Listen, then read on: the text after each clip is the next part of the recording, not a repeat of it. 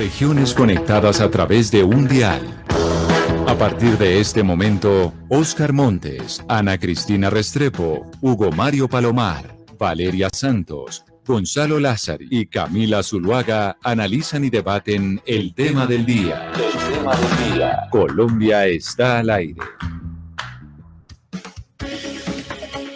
Son las 12 del día, 16 minutos. Gracias por seguir conectados con nosotros aquí en Mañanas Blue. Ayer estábamos hablando de la coalición de la esperanza del Partido Verde, de cómo estaba eso de enredado, de cómo estaban de divididos, pero entonces nos preguntamos, Valeria, entre otras cosas, ¿qué va a pasar con la derecha? Porque todo el mundo está pensando en las elecciones del 2022. Ya Petro lanzó toda su plataforma, los del centro están mirando a ver qué van a hacer y uno dice, bueno, ¿y la derecha? ¿Cuáles serán sus planes?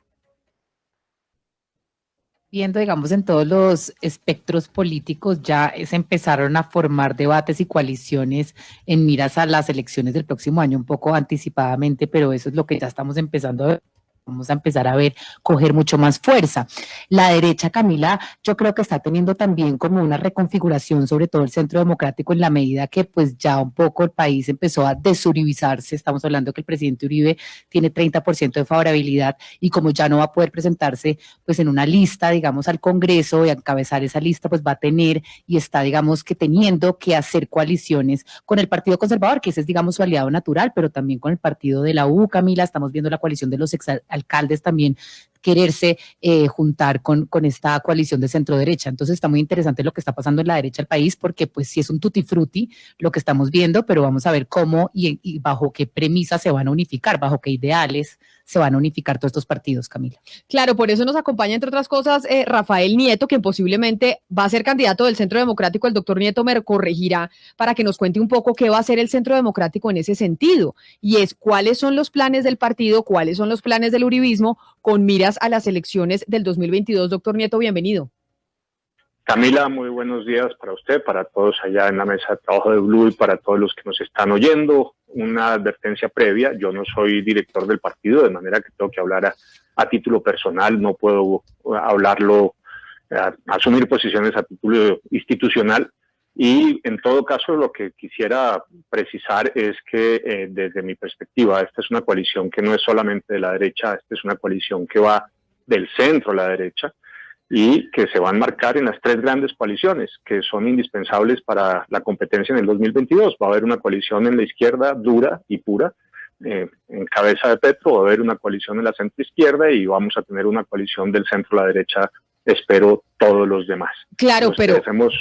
Claro, ¿sí? yo sé que usted no es director del Centro Democrático, ni mucho menos, pero sí es una figura relevante dentro de ese partido, o por lo menos dentro de lo que uno considera la derecha, doctor Nieto, y ya hemos visto lo que está pasando con los, pues con el sector de Petro. Estamos viendo pues en lo que están los de centro, pero poco sabemos de lo de la derecha, y sobre todo poco sabemos de lo del Centro Democrático, qué va a pasar, quiénes son los candidatos, cómo se están preparando allá.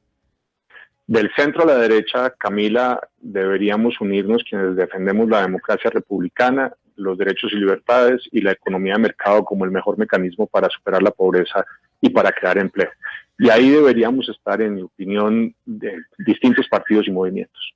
Cambio Radical y el charismo, el partido de la U con Dilian Francisca, el Partido Conservador, los cristianos, tanto los de Justa Libres como los de Mira, la Reserva Activa de la Fuerza Pública, Pico Gutiérrez con un movimiento independiente, Enrico Peñalosa con un movimiento independiente, Marta Lucía Ramírez, si no va dentro del Partido Conservador, y nosotros en el Centro Democrático. En mi opinión, esta debe ser la gran alianza, una gran alianza que yo he llamado republicana, no por referencia al Partido Republicano de los Estados Unidos, sino a la democracia republicana y al republicanismo que hubo a principios del siglo XX en Colombia, de manera que creo que en ese juego seríamos todos estos los que deberíamos estar.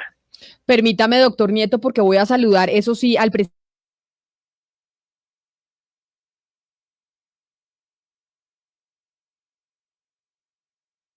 Un gran saludo a todos allá y al doctor Nieto y compañía.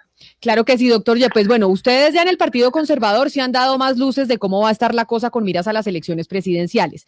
El tema es, ustedes están dispuestos a hacer una consulta interpartidista en marzo con el candidato que tengan fuerte del Partido Conservador y enfrentarse, por ejemplo, al que salga del Centro Democrático o al que salga de las regiones que están tratando de consolidar los exalcaldes y la exgobernadora? Pues mire, esa es una decisión que toma el directorio nacional luego de consultas amplias con algunos jerarcas del partido. Pero yo estimo que darse una alianza de los sectores de izquierda y los que llaman alternativos, pues no quedará otra opción que buscar la manera de coaligarnos los distintos sectores políticos de centro derecha que operan en el país.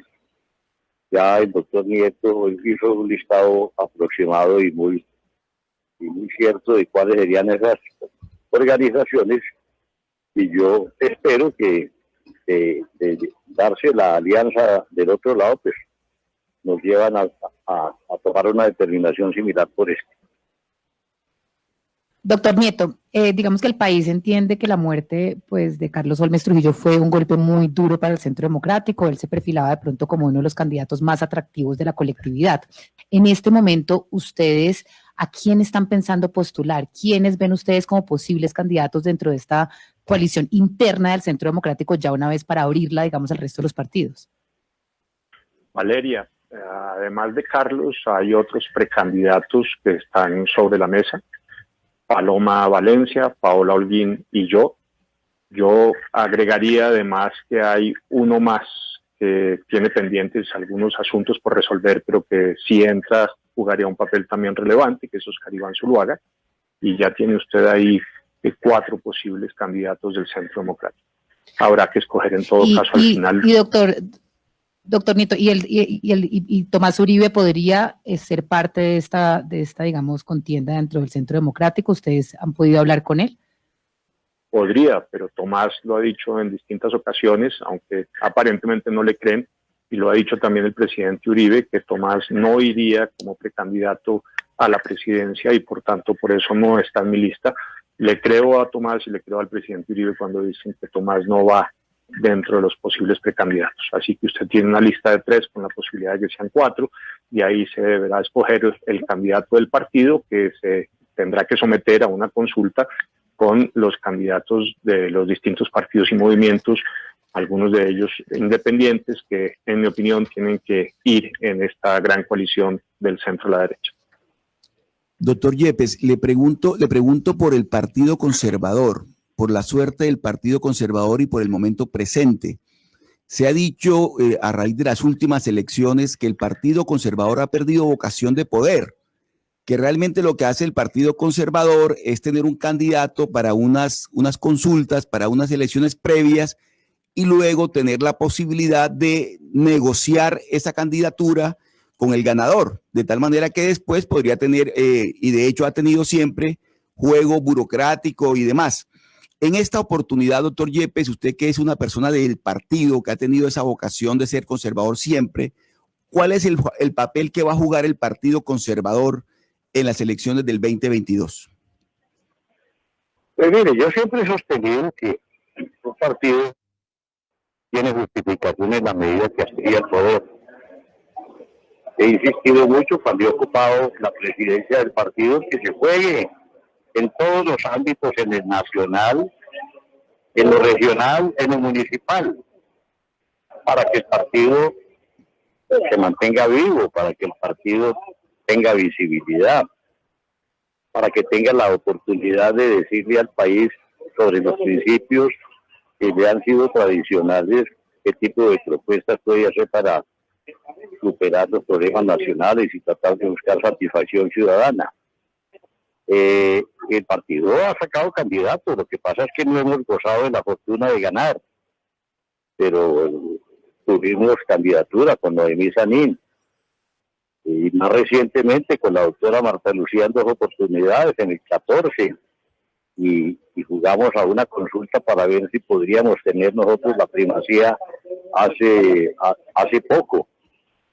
Nos ganó el doctor Duque y quedó la doctora Marta Lucía segunda, y de acuerdo a unos pactos que se hicieron entre el presidente Uribe y el expresidente Pastrana, se acordó de que quien ganara sería el candidato presidencial, quienes siguieran votos sería el vicepresidente.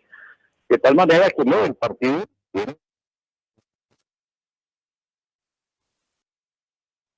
han resuelto acompañar otras aspiraciones, pero en términos generales la colectividad y el conservatismo de base han estado con aspiraciones de poder. Sí, esta mañana, doctor Rafael Nieto, Gustavo Petro a través de Twitter convocó a diferentes fuerzas políticas del país, sin excluir a ninguna, dice él, para una consulta con el fin de buscar candidato presidencial. Y propuso además que la segunda votación fuera la fórmula vicepresidencial y obviamente también ofreció participación a todos quienes participen de esa consulta. ¿Usted cómo lee esta propuesta de Petro? ¿Lo ve que se está quedando solo o que le teme mucho a la fuerza que está tomando la alianza de centro-derecha? Hugo Mario, yo creo que estas elecciones próximas van a ser unas elecciones de alianzas. Creo que no hay ningún partido o candidato que solo pueda llegar con éxito a ganar la presidencia de la República. Es además la regla desde las elecciones desde el 2014 y será así aún de manera más aguda en esta del 2022. Me atrevo además a sostener que para todos los efectos reales, la consulta que se haga muy seguramente en marzo con ocasión de las parlamentarias, como ocurriera en las elecciones anteriores, va a fungir como una verdadera primera vuelta para todos los efectos. Va a depurar las candidaturas y finalmente va a definir quiénes son los que, siendo competitivos, se van a enfrentar en la primera vuelta y después en la segunda. Yo creería que a la primera vuelta van a llegar 3 o 4 candidatos competitivos y no más que ellos. Petro creo que reconoce la necesidad de sumar fuerzas para poder competir de manera adecuada en la primera vuelta. Si las coaliciones que se están creando marchan, la de la centroizquierda, por un lado, teniendo como ejes fundamentales a Fajardo y a los Verdes, y la que nosotros estamos sugiriendo, el centro de la derecha, con este gran número de partidos y de candidatos con movimientos independientes, funcionan, y yo creo que van a funcionar. Es perfectamente posible que a Petro no le alcance si no suma fuerzas para pasar a la segunda vuelta, y creo que el propósito de la consulta que está proponiendo va en esa dirección. Doctor Nieto, es cierto, y no solamente usted, yo creo que muchos piensan que la próxima campaña va a ser una campaña de alianzas, pero si fuéramos a referirnos a los temas, ¿usted cree que la campaña, según su opinión, estaría un poco más concentrada en la economía o en la campaña de vacunación, en cómo le vaya a la campaña de vacunación al presidente Duque? Ana, yo creo que va a haber 3 grandes temas. El primero es el que usted está refiriendo, el de la vacunación, pero creo que será un tema importante solo si sale mal. Yo creo que si la vacunación no funciona por alguna razón, hay retrasos sustantivos, en fin, y eso terminará siendo un tema de campaña y afectará fuertemente al gobierno. Yo creo, sin embargo, y estoy convencido de ello, de que la vacunación va a salir bien y que, por tanto, para todos los efectos en el próximo semestre, ese no será un tema en el cual terminemos girando en la discusión política los colombianos. Hay 2, sin embargo, que sí creo que van a ser relevantes. Uno, el de la seguridad. Si hay un deterioro de la seguridad, vamos a tener dificultades, evidentemente, todos en la campaña, y ciertamente las tendrá el gobierno. Y por otro lado, el último tema, usted también lo planteó, el de la economía. Y yo en el tema de la economía creo que en particular, más que una discusión sobre la recuperación de la economía en términos de Producto Interno Bruto o discusiones macroeconómicas de esta naturaleza, creo que lo que va a ser relevante es qué esté pasando con la pobreza, y de contera, porque en Colombia están íntimamente unidos, qué esté pasando con el desempleo. Si nosotros llegamos con un desempleo parecido al que empezamos este año, de 15.9, 5.4% más que como cerramos el 2019, y con cerca de 1.300.000 desempleados adicionales, eso sin duda afectará a la campaña y la afectará de manera grave, entre otras razones porque en Colombia perder el empleo supone casi siempre ir a la pobreza. No hay red de asistencia social, Ana, que compense los ingresos, la independencia y la dignidad que dan un empleo en Colombia. de manera que la gran apuesta tiene que ser, en mi opinión, generar tanto empleo y de manera tan rápida como sea posible. Ese tema, el del empleo, que como digo va de la mano del tema de la pobreza, creo que será el tema sustantivo de la campaña del próximo año. Bueno, muy importante que el doctor Nieto empiece a esbozar lo que serían lineamientos programáticos de la campaña, porque tan importante como la mecánica política que se ha venido discutiendo en estos últimos días es el fondo, es las propuestas. Y yo por eso quiero, pues además de saludar a los invitados y al doctor Yepes, preguntarle, uno ve a los candidatos o precandidatos que por parte del Partido Conservador empiezan ya a salir, son candidatos con un perfil que tiene amplia experiencia en manejo de crisis, y estamos frente a una crisis evidentemente muy profunda, y con muy buenas credenciales en materia económica, y seguramente las reformas económicas son las que se van a tener que impulsar, no solamente en el debate, sino ya en el próximo gobierno. Doctor Yepes, esta es la agenda. ¿Qué agenda programática le está proponiendo el Partido Conservador y en el marco de esta coalición del centro hacia la derecha a los colombianos? ¿Están oyendo? Lo escuchamos, doctor Yepes, sí. Lo escuchamos, eso sí, un poquito lejos. Sí, ahí me oye mejor. Lo oímos perfecto, adelante. Bueno, a mí me parece que la opinión pública le va señalando derroteros a los partidos políticos sobre cuáles son sus preocupaciones esenciales. Y en las encuestas percibimos qué es lo que quiere la gente. La gente quiere seguridad. La gente quiere ingreso. La gente quiere preservar el medio ambiente. La gente quiere, desde luego, desarrollo económico y una economía competitiva. Y yo diría que alrededor de esos temas girará en muy buena parte la campaña del Partido Conservador. Mucho énfasis, desde luego, en la economía. El partido se ha caracterizado por una gran responsabilidad en el tema económico, y desde hace mucho rato la economía ha estado manejada por los conservadores desde el Ministerio de Hacienda, con unos excelentes resultados, y ello se demuestra con la calificación que las firmas calificadores le entregan al país cada vez que tienen la ocasión. Yo le agregaría a eso un problema de formación. La sociedad colombiana está muy caotizada, está totalmente desordenada. Es una sociedad que respeta poco la ley, y la conducta del individuo deja mucho que desear para vivir en sociedad.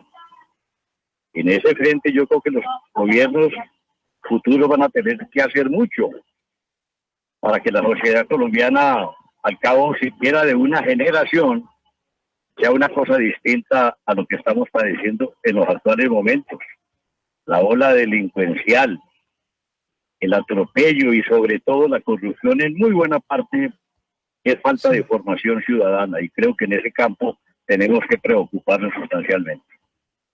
Doctor Nieto, siguiendo con el tema, pues alrededor de pues, estos principios y los temas que van a estar alrededor pues, de la campaña, yo quiero preguntarle, porque usted mencionaba que el partido de la U pues, va a ser un aliado importante.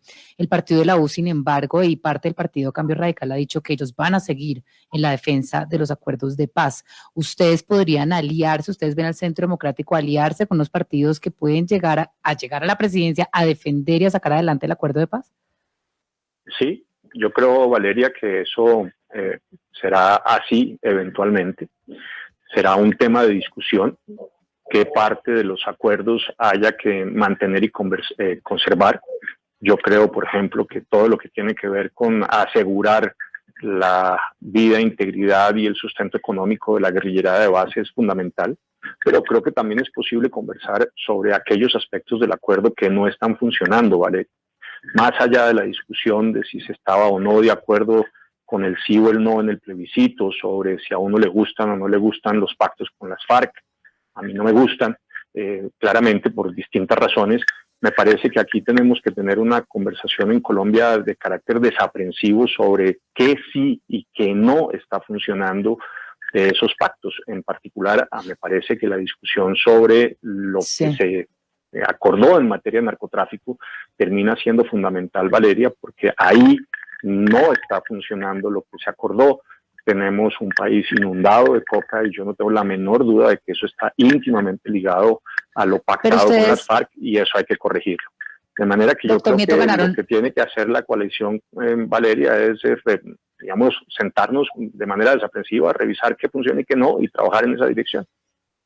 Ustedes ganaron las elecciones y el presidente Iván Duque ganó las elecciones también en base, digamos, a un programa que estaba basado en el no a los acuerdos de paz, en reformarlos, en cambiarlos. Esto quiere decir, según lo que usted me está diciendo, que las próximas elecciones no van a estar alrededor del acuerdo de paz, que ustedes ya pasaron la página y ustedes ya, digamos, tuvieron la oportunidad de cambiar lo que podían cambiar y ya serán otros los problemas del 2022.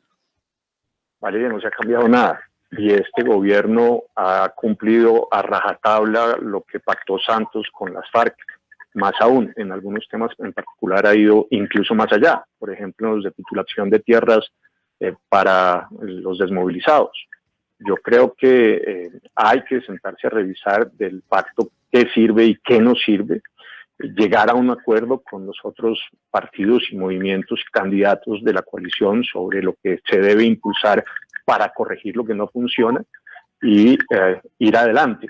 Ahora, lo que sí es claro es que la agenda no se puede limitar a eso. Como señalaba antes, en mi opinión, el corazón de la agenda es fundamentalmente económica y tiene que estar dirigida a aliviar la situación de los colombianos, generar tanto empleo de la manera más rápida que sea posible y de esa manera disminuir en forma sustantiva la pobreza. Y ahora, dicho esto, sí, déjeme agregar una adicional. En esa misma dirección me permito expresar mi opinión. Yo creo, por ejemplo, que la tributaria en este momento no haría bien sino mal, haría mucho daño. Los empresarios, los independientes, los ciudadanos en general apenas empiezan a sacar la cabeza del palazo brutal que recibieron durante el año pasado por cuenta de los confinamientos dirigidos a atajar la propagación del COVID-19 y agregarle ahora un pago adicional de impuestos haría muchísimo daño, sobre todo en este propósito, repito, de crear tanto empleo como sea posible. Dicho esto, me parece además que hay espacios hoy en las circunstancias de la coyuntura económica actual para pensar que ya no es tan necesaria como parecía hace unos meses esa tributaria y que por tanto nosotros deberíamos caminar en la línea más bien de aliviar a los ciudadanos y no de generarles nuevas cargas. El tema de la paz ya no es la corrección de unos problemas del acuerdo, yo creo que sí, perdón Oscar, pero insisto, esa no es ni puede ser la gran agenda. La agenda tiene que ser sobre los temas de economía, sin perjuicio de que estoy de acuerdo con Omar Yepes cuando sostiene que hay que agregar otros, como por ejemplo la protección y la sostenibilidad medioambiental y la lucha contra la corrupción. Oscar, dígame. Sí, doctor Nieto, sí, es que usted planteaba al comienzo tres escenarios que yo comparto. El escenario de la izquierda total, digamos la izquierda con Petro, la centro izquierda y la centro derecha. Pensando en esos escenarios que usted considera, doctor Nieto, que ya existen, que de hecho existen, ¿cómo sería una segunda vuelta? ¿Usted creería posible en esos escenarios una alianza de la izquierda con la centro izquierda para enfrentar a la centro derecha encabezada por el Centro Democrático? Yo creo que hay tres escenarios de segunda vuelta. El primer escenario es uno de Petro, que es el candidato seguro de la izquierda, yo creo que eso está fuera de discusión, con el candidato de la centroizquierda. Ese escenario es posible si nosotros del centro a la derecha no llegamos a un acuerdo y no conseguimos concretar esta gran alianza de la que yo vengo hablando. Si eso no ocurre y hay una canibalización, una división de los votantes del centro a la derecha, la segunda vuelta será sin duda una entre la centroizquierda y Petro. Dicho esto, hay otros dos escenarios que dependen, claro, de que nosotros tengamos esta gran alianza, como yo creo que la vamos a tener y como creo que es un deber tener. lo que nos estamos jugando es el futuro de Colombia. Pero entonces Estas esta no gran son- alianza que usted dice que se tiene que enfrentar a ya sea al de centro izquierda o a Gustavo Petro, porque lo que da todo el mundo por descontado es que Gustavo Petro va a pasar a segunda vuelta. Esos son los cálculos que están haciendo todos. Entonces hay quienes dicen quiénes van a pasar a segunda vuelta con Gustavo Petro. Esta alianza, esta consulta interpartidista, doctor Nieto, que se va a hacer, entonces será entre el candidato que escojan del Centro Democrático, en el que usted estaría. ¿Cómo van a definir el candidato del Centro Democrático? Para que después, si en marzo hagan esta gran consulta con los conservadores, como dice el doctor Yepes, que hagan la consulta con los regionales, que saldrá de Dilian, de Fico, de Alex Char, de Peñalosa, el que salga de ese de Merecumbe. ¿Cómo van ustedes a escoger el candidato? Que al final es el candidato pues que lleva la bendición del expresidente Uribe por ser el candidato de su partido. Camila, lo primero es que yo no comparto su hipótesis. Yo no creo para nada que Petro tenga asegurado su paso a la segunda vuelta. Me parece que le va a tocar trabajar y remar mucho para asegurar tal cosa. No veo en absoluto que eso sea necesariamente así. Lo que sí es cierto es que si nosotros no nos ponemos de acuerdo el centro o la derecha, el primer escenario que describí, será el escenario de la segunda vuelta. Yo creo, sin embargo, que vamos a tener una gran alianza nosotros del centro a la derecha. Y en esa alianza del centro a la derecha, los mecanismos están todavía por definirse. Yo he sugerido que hagamos una gran consulta en marzo en las parlamentarias y encuentro que hay por lo menos 5 motivos por los cuales esa consulta es útil en esa fecha en particular. La primera es que, como lo demostró las elecciones pasadas en el 2018, los candidatos que ganan en esas consultas llegan impulsados con muchísima fuerza y mucho mejor posicionados a la primera vuelta que aquellos que no participan en la consulta. Eso fue exactamente lo que ocurrió con Petro y con Duque. Piense usted, por ejemplo, que entre Germán Vargas y Humberto de la Calle, que no participaron en esas consultas, no alcanzaron los 2 millones de votos. El segundo motivo tiene que ver con que la consulta impulsa las listas al Congreso de la República de los partidos y movimientos que participan en esa consulta. Y como lo que está visto y probado es que el nuevo gobierno necesita la más amplia mayoría posible en el Congreso para impulsar las reformas que se necesitan, pues ese es un elemento que también pesa. Pesa para los candidatos, pero pesa también para los partidos políticos y los que pretenden llegar al Senado y a la Cámara de Representantes. El tercero es que la consulta en esa fecha genera una reposición de votos, que no es un elemento menor en esta consulta, en estas condiciones y en esta campaña. Y el cuarto es que asegura, no pone fuera de discusión el apoyo de los participantes al ganador de la consulta. Eso no pasa con otros mecanismos que uno puede escoger para determinar cuál es el candidato de la alianza. Con la consulta sí, la consulta obliga a todos los que van a esa consulta. Y por último, y creo que también hay que considerarlo, la consulta tiene una ventaja adicional, y es que impide, al hacerse al mismo tiempo las 3 grandes consultas, impide que los simpatizantes de otras tendencias políticas participen en la consulta propia, la nuestra, por ejemplo, y alteren los resultados. La gente de izquierda votará en la consulta de Petro, no les conviene que Petro salga debilitado de esa consulta, la gente centroizquierda participará en la de ellos y nosotros del centro a la derecha.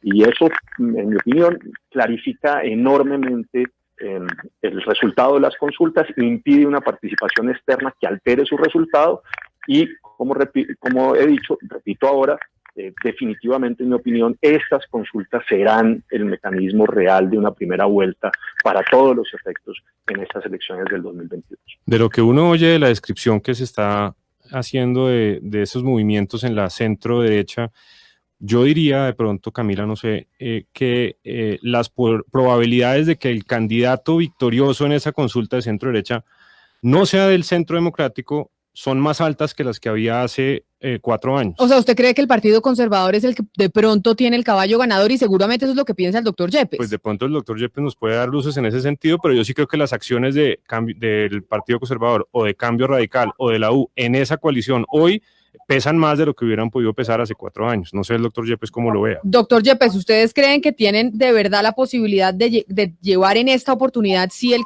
candidato fuerte que sea el que gane la consulta de la derecha?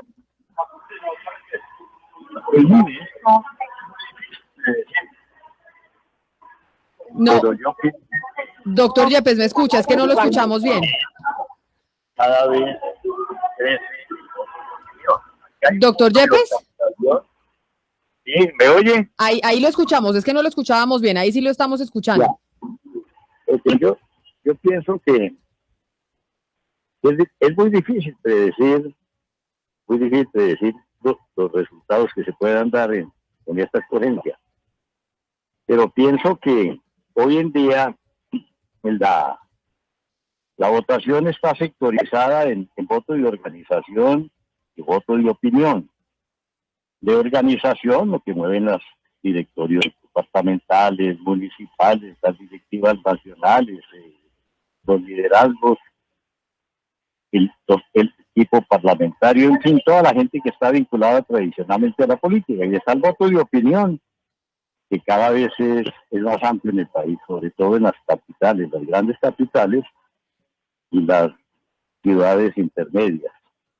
El candidato o los candidatos que logren captar ese voto de opinión tienen amplias posibilidades de recoger resultados positivos, de tal suerte que depende mucho la temática que se maneje y los términos de responsabilidad con que se manejen, porque hay que hacer un discurso llamativo, pero un discurso serio, en el sentido de que todo lo que se exponga sea perfectamente realizado.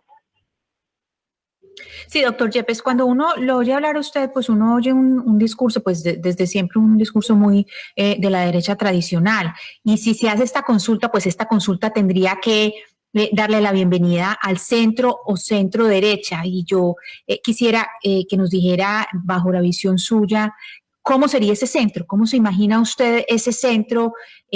Lo que se puede llamar centro derecha, o usted cree que ese centro, un centro central no existe y sería siempre esa centro derecha, ¿cómo se lo imagina usted? Yo me imagino como un hombre de derecha, una derecha reflexiva, una derecha progresista, una derecha responsable, no una derecha radical, una derecha moderada, pudiera llamarse así. Yo he pensado siempre, alguien lo dijo en alguna ocasión, que el que está en el centro pues no está en ninguna parte. Y muchas veces se piensa que se apela a esa terminología política para tratar de evadir responsabilidades o tratar de ganar simpatías de uno y otro lado. Yo considero que una posición de derecha, o lo que llaman ahora centro derecha, tiene que preocuparse mucho por el tema de la seguridad, preocuparse mucho por el manejo del orden público, el respeto a la Constitución de la República, a las leyes de la nación, y mucho respeto por la autoridad. Y desde luego ocuparse del desarrollo económico, ni más faltaba, para que el país crezca y alrededor de su crecimiento la gente alcance beneficios. Pero siempre mirando, como decía tal vez hace poco el doctor Juan Carlos Echeverde, mirando que la gente tenga platica en el bolsillo para tratar de tener una vida decorosa, una vida digna. Sí.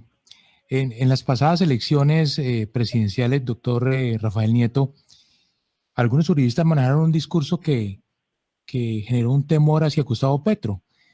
Decían algunos juristas que Petro iba a representar la llegada del castrochavismo al poder, que la propiedad privada está en riesgo, que se iba a estatizar y a expropiar algunas empresas. Para las próximas elecciones, ¿usted cree que ese discurso va a seguir vigente? Hugo Mario, yo sigo creyendo que Petro efectivamente no es la oposición normal. Las elecciones usualmente en una democracia son unas elecciones gobierno-oposición donde el ciudadano escoge o bien un candidato cercano al gobierno que a él le gusta, o bien uno distinto de oposición porque cree que hay que hacer unos cambios que son importantes. Pero ni el modelo político ni el modelo económico se ponen en contradicción. Ocasionalmente, sin embargo, hay momentos en los cuales en las democracias las elecciones dejan de ser gobierno-oposición y empiezan a ser sistema-antisistema. Es decir, hay uno o unos candidatos que proponen una revolución por las urnas, una modificación del sistema. En mi opinión, Petro propone esa modificación del sistema. tanto del sistema político como del sistema económico. Y por tanto, estas elecciones del 2022 son unas elecciones sistema antisistema. Y me parece que en eso los ciudadanos no se pueden equivocar. Yo sí estoy en eso, Hugo Mario, absolutamente convencido. En las elecciones del 98 en Venezuela, a las que usted se hacía referencia hablando de Chávez, los ciudadanos creían que estaban frente a unas elecciones normales, gobierno-oposición, y que si ganaba Chávez habría unos cambios, pero que los modelos políticos y el modelo económico permanecerían. No fue así. Yo me temo que en el caso de Petro estamos frente a la misma coyuntura. Y así lo he dicho, y me parece que por mucho que digan que no se puede hablar del castrochavismo, etcétera, etcétera, etcétera, ese riesgo para el sistema democrático y ese riesgo para la economía de mercado como modelo a partir del cual se es más eficiente en la lucha contra la pobreza y en la generación de empleo, evidentemente está. Y por tanto me parece que los ciudadanos harían mal en no reconocerlo. Doctor Nieto, ustedes en el Centro Democrático siempre han tenido un enemigo común. De hecho, pues creo que se crearon, digamos, por hacerle oposición a este enemigo común, y este enemigo común se llama Juan Manuel Santos. Las posibilidades de que en el Partido Conservador llegue un santista son bastante altas. En este momento estamos viendo que pues el exministro Juan Carlos Echeverry, Mauricio Cárdenas, Juan Carlos Pinzón, etcétera, pues están dentro del sonajero para liderar, pues lo que vaya a ser la contienda por el Partido Conservador. ¿A ustedes les preocuparía hacer una alianza con uno de estos ministros, entendiendo que fueron parte fundamental de un gabinete que ustedes pues pasaron casi 8 años criticando? Valeria, lo primero, precisar, el Centro Democrático no nace como un partido o movimiento político para oponerse a Santos. Eso no corresponde a la realidad. El Centro Democrático nace como un partido político que defiende el ideario del uribismo, un ideario que había sido bandera, lo recordará usted, de Juan Manuel Santos para las elecciones del 2010, pero que él en el ejercicio de su gobierno traiciona y abandona de manera sustantiva. Frente a esa realidad era indispensable crear un nuevo partido y movimiento político que reflejara esos principios, esa manera de entender el mundo, Colombia y lo que queremos para nuestro país. Ese es el origen del Centro Democrático. El origen no es un enfrentamiento con Santos, es arropar y abanderarse de unos principios que están en eso que llamamos uribismo. Ahora, que en el Partido Conservador vaya a haber un candidato que pueda haber pasado por el gobierno de Santos y que eso sea motivo suficiente para no hacer una alianza, yo no creo. De hecho, en el partido de la U pasará probablemente algo parecido y quizás también un cambio radical, no solamente en el Partido Conservador, Valeria. Es probable que en estos 3 partidos los candidatos hayan tenido algún tipo de relación con el gobierno del presidente Santos. Esa relación no es suficiente, en mi opinión, para impedir la posibilidad de una alianza. Ahora, repito, como la alianza no se hace para oponerse a Santos, ni la alianza se hace para oponerse a nadie, sino para defender unos principios, lo que resulta fundamental es saber si nos podemos poner de acuerdo o no en la defensa de esto que yo he llamado las 3 columnas vertebrales: la democracia republicana, la defensa de los derechos y libertades y la defensa de la economía de mercado. Y con los nombres que usted ha dado, yo creo que es posible llegar a ese acuerdo más allá de las diferencias que podamos tener, como por ejemplo en los temas del proceso de paz o en relación con la evaluación que hacemos unos en relación con la gestión del presidente Santos. O sea que ahí el doctor Nieto, Valeria, está diciendo que no tienen problema con que haya exministros en esa coalición, exministros de Santos, y están dispuestos a hacer la consulta interpartidista. No hay veto a quien haya trabajado en el gobierno de Santos, según le entendía el doctor Nieto. Correcto. Pues eso, Camila, está por Valeria. verse, digamos. No, yo porque creo que igual al final, doctor Nieto, por ejemplo, una figura como pues el doctor Cárdenas no fue simplemente una figura que pasó por el gobierno de Juan Manuel Santos, fue una figura que lideró todo lo que fue la apuesta económica del gobierno por muchísimos años, que ustedes criticaron una y otra vez y que había espantado la inversión extranjera, que el país lo entregaron hecho una debacle, que el hueco fiscal que les tocó venir a arreglar con una reforma tributaria, etcétera, etcétera. Entonces, pues sí causa un poco de extrañeza que lo que ustedes por 8 años o más dijeron oponerse a, hoy en día sea una posibilidad para aliarse en miras a una nueva elección. No, Valeria, no es extraño. Lo primero que hay que decir es que creo que Camila tiene razón. Digamos, nosotros no tenemos un veto a priori en relación con una persona que haya podido estar en el gobierno del presidente Santos. Eso es cierto, no existe ese veto. Lo segundo, es un tanto distinto lo que usted está planteando, es que es verdad que tenemos unas diferencias con algunas de las políticas de Santos, en particular algunas a las que usted se está refiriendo, y yo las tengo, y en eso tengo una enorme distancia con Mauricio Cárdenas, y será parte de la discusión que tengamos hacia adelante si es que Mauricio Cárdenas termina siendo el candidato conservador. Yo sí creo que Mauricio, mejor, si usted quiere, el ministro de Hacienda de ese momento, Mauricio Cárdenas, parte del gabinete de Juan Manuel Santos, tiene unas responsabilidades en el déficit fiscal que heredamos. Hay que recordar que el gobierno del presidente Santos recibió la deuda externa del país en un 37% y la entregó en un 51.5%.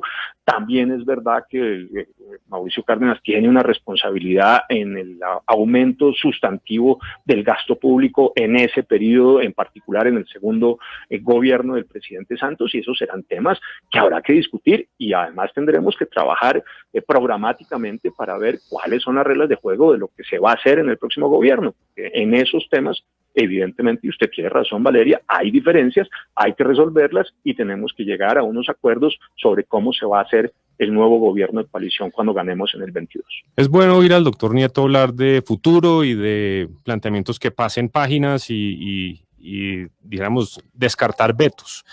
Yo tengo una teoría que se la quería compartir al doctor Nieto, a ver si él coincide, y es que ustedes de pronto recuerdan a James Carville, que fue el asesor de la campaña presidencial de Bill Clinton en el 92, la exitosa campaña. Él armó esa campaña con 3 pilares. Uno, un mensaje importante de esa campaña era cambio versus más de lo mismo. Un segundo pilar es la economía. ¿Se acuerdan de la frase? Es la economía, estúpido. Esa era de James Carville. Y lo tercero es, no se olvide del sistema de salud. Yo creo que esos 3 pilares, esos 3 mensajes para el debate electoral que se avecina siguen siendo y están en este momento muy vigentes.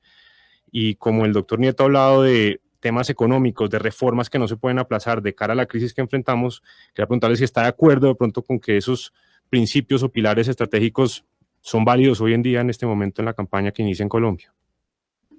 En todas las elecciones, la discusión cambio o continuidad, gobierno-oposición, está sobre la mesa, Aníbal. Y esta no va a ser distinta, primero. Segundo, no tengo la menor duda de que la columna vertebral de toda la discusión, del grueso de la discusión, para no asumir una posición absolutista, del grueso de la discusión política en el 22 va a ser la economía, y como he dicho, repito de nuevo, es fundamentalmente la generación de empleo y la lucha contra la pobreza. Ahí está el corazón, en mi opinión, de la gran discusión política. El tema de salud pública, repito, a mí me parece que puede estar sobre la mesa sí y solo si la vacunación no funciona. Si la vacunación funciona, creo que la pandemia y los temas de salud pública pasarán a un segundo plano, no serán especialmente relevantes. En cambio, coincido con Omar Yepes en que el tema de seguridad sí va a ser un tema que va a estar sobre la mesa y que va a ser fundamental.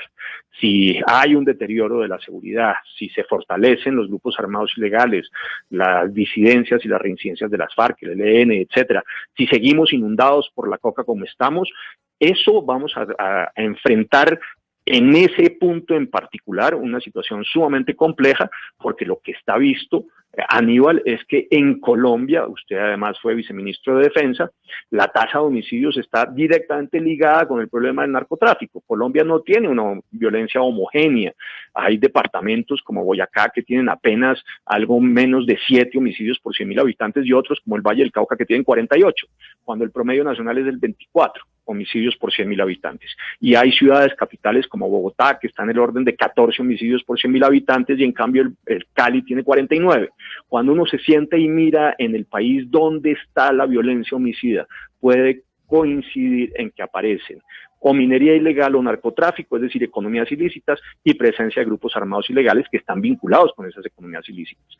Yo por eso vengo sosteniendo que se requiere de una política georreferenciada sobre el homicidio y que además hay que replantear, y lo digo abiertamente, la estrategia contra el narcotráfico que, como viene implementándose desde la firma del pacto con Santos, con las FARC, desde ese momento, y este gobierno no ha hecho ningún cambio estratégico sustantivo sobre ello, pues insisto y repito, si se sigue haciendo más de lo mismo, aunque se haga mejor, no va a funcionar. Hay que hacer una reflexión estratégica como país para torcerle el cuello, romperle el espinazo al narcotráfico. Y ahí sí, podemos resolver el problema de la violencia homicida.